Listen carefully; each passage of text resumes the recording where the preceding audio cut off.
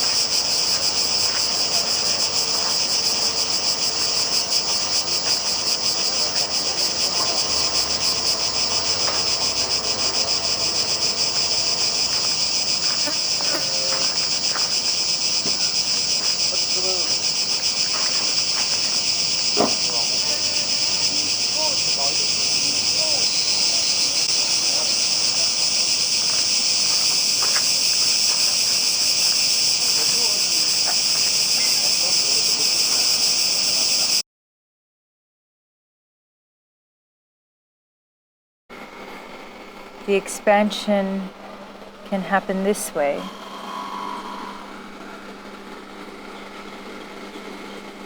But not this way.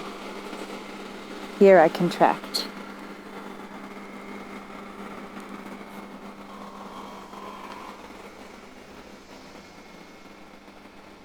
The relationship becomes cyclical then.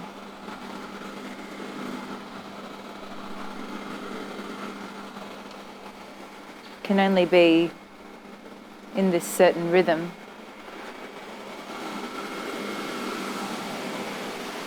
We are given planes with which we can interact with each other here.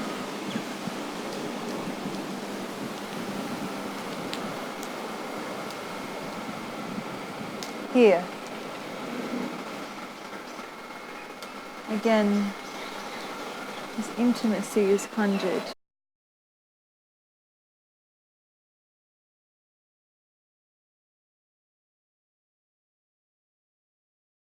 Oh friend, please ask that most graceful one, when was it I was released from the gentle grasp of their prayer?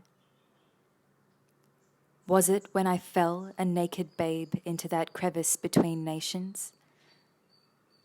Was that when our fractures first began? Did they doubt my worth, oh Saki, because I was so ill-defined? Because no flag would raise upon its mast and claim me as its own? Was I not perfect, numb-lipped in smile, as my erasure and formation began? Did I not crinkle my eyes and smile in greeting, as my name lost weight and rhythm among foreign lips? Have I not softened my tongue, turned my mouth yap-jawed, and ingratiated myself to that new Gondwana land? What else did you mean for me, O petal-lipped one, when you ordained that I be naturalized?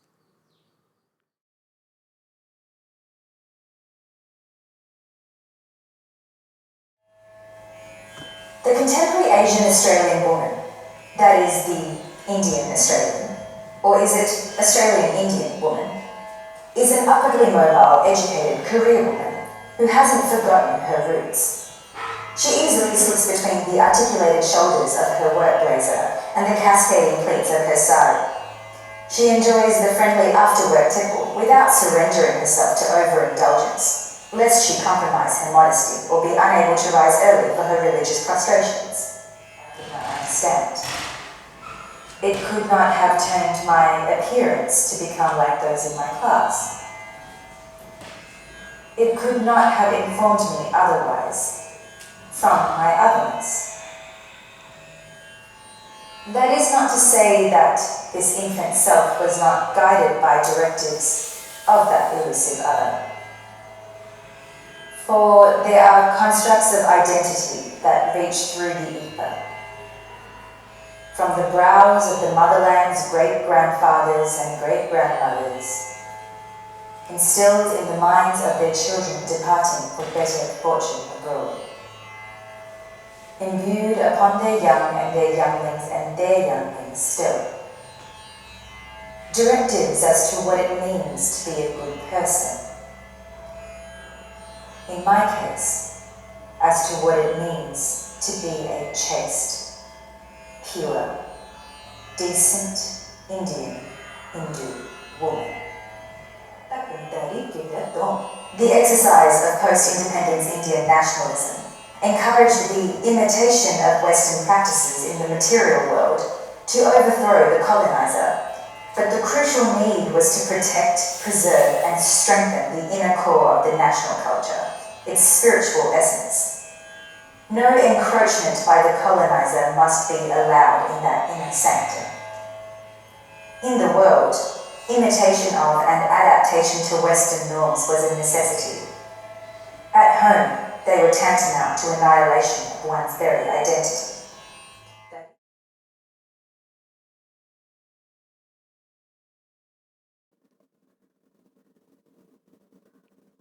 Generation after generation,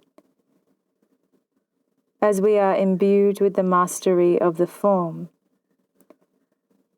the bodyland is quietly annexed, its agency infused with a vernacular of acceptable behavior and suggestions of permissible identity.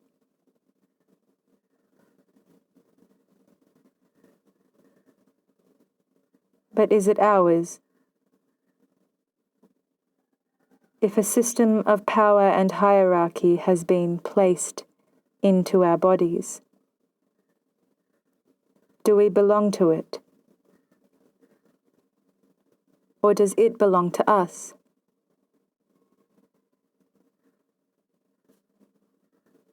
Is it possible that both occur at the same time? It is here where the creases begin,